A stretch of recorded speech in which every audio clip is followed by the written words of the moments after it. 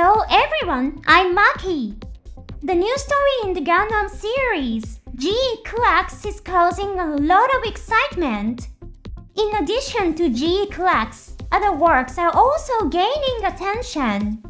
Recently, on January 26th, an event was held to celebrate the first anniversary of the release of the movie Gundam Seed Freedom. When Seed Freedom was first released, there was a shortage of merchandise such as booklets, so many fans were unable to purchase them. In GQuuuuuuX, the lessons learned from that experience have been applied to ensure that not only are pamphlets readily available, but also that various entry benefits are accessible to many fans. While the story worlds are different, Seed is a companion that supports GQuuuuuuX. In addition, a new story has been released in G Gundam. At this time, there is no information on whether it will be announced in languages other than Japanese. I plan to introduce it as well, so please stay tuned. Today, I'm going to introduce a mobile suit from GQuuuuuuX. Pay attention!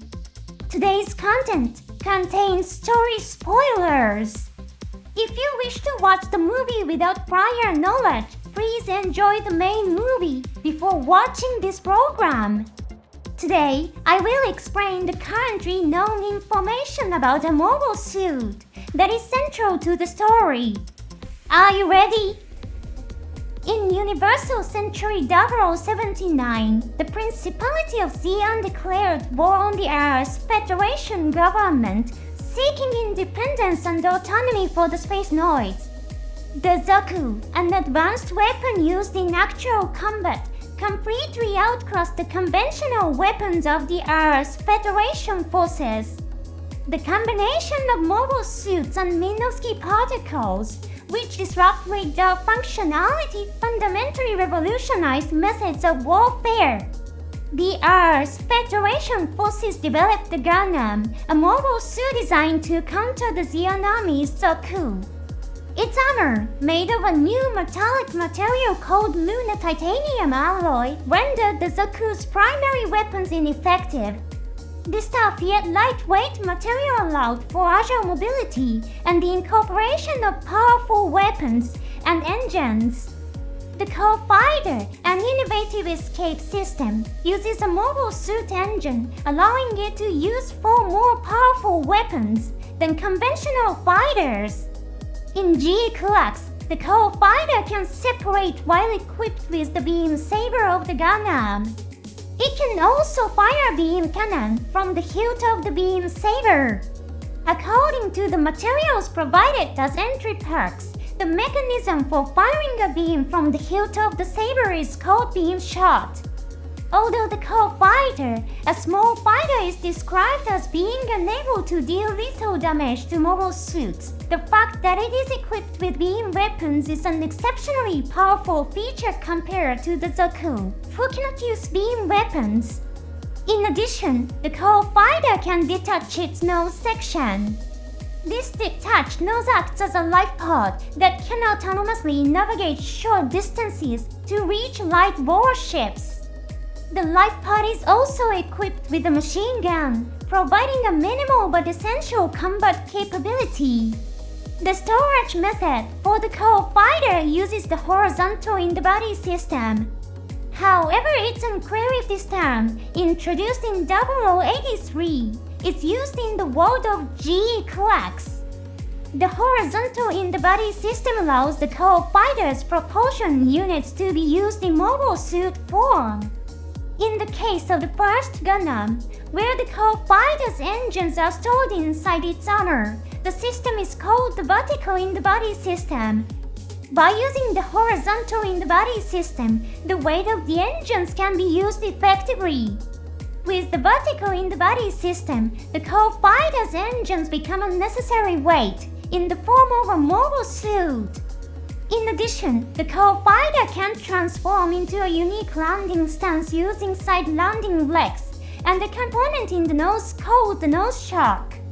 The tip of the nose shock contains resin components designed to absorb the shock of contact, with the ground.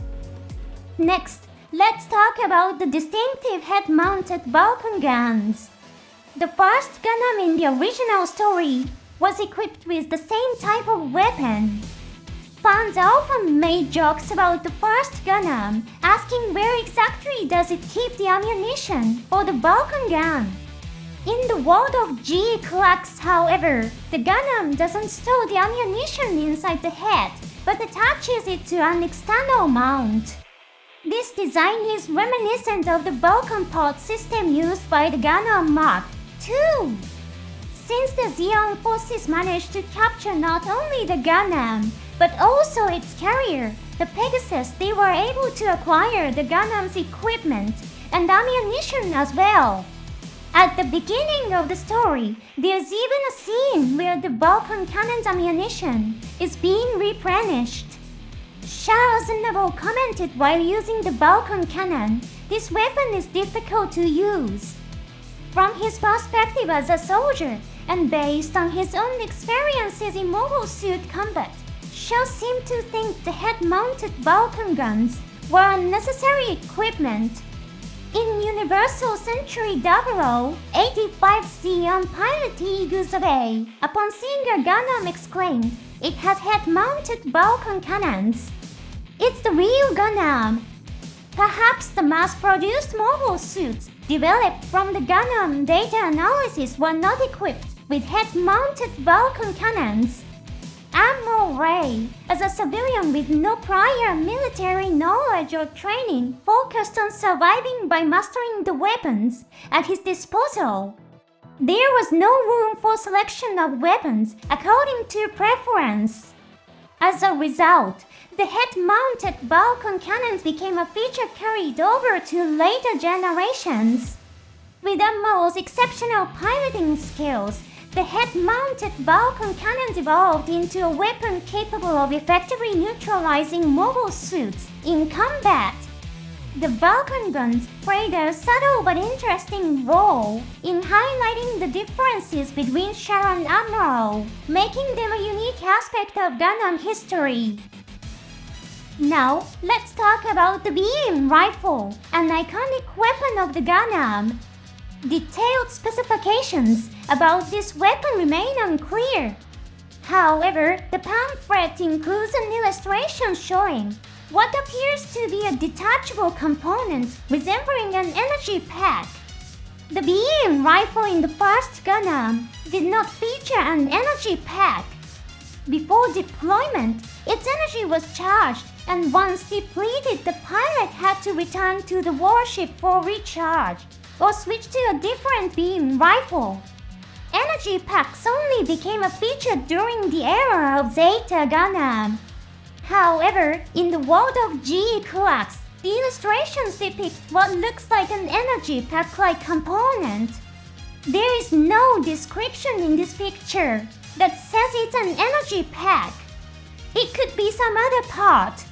Lastly, let's delve into the beam saber, which has intriguing newly released details.